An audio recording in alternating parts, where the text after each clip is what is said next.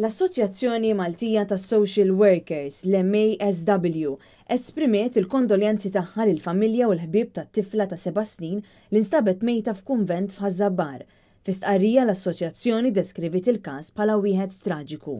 L-assoċjazzjoni fl-istqarrija talbet għal kawtela dwar ir-rapporti li jinkitbu jixxandru dwar dan il-każ. Ingħad li bla dubju ta' xejn dak li ġara fix-xhur u l-ġimgħat qabel il-mewt tat-tifla irid jiġi stabbilit mill-inkjesta maġisterjali li nħatret u għalhekk ħadd m'għandu jipponta sebgħu. Hawn issemma kif importanti li x-xogħol tas-social workers għandu jkun salvagwardjat minħabba l-kumplessità tiegħu fejn tingħata b'mod partikolari importanza għal bżonnijiet tat-tfal. Għalhekk brabta ma' dan il-każ l-inkjesta maġisterjali għandha tieħu konsiderazzjoni l-proċessi kollha u d-deċiżjonijiet kollha li ttieħdu mill-professjonisti li ħadmu mal-familja tat-tifla.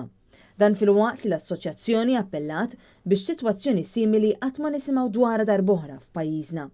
L-assoċjazzjoni appellat ukoll biex fix-xogħol ta' social worker ikun hemm aktar investiment mill-awtoritajiet, tmexxija serja, jiġu impjegati aktar social workers, issir enfasi fuq l-etika li dan ix-xogħol jirrikjedi. Fost affarijiet oħra li għandhom iwasslu biex il-professjonisti iwettqu xogħolhom b'mod sħiħ ma' min hu vulnerabbli. L-MASW qalet li se tkompli tiskrutinja iċ-Child Protection Law li preżentament qed tkun diskussa fil-Parlament u dan biex min-naħa tagħha tassigura li l-interess tat-tfal ma jkunx mittifes.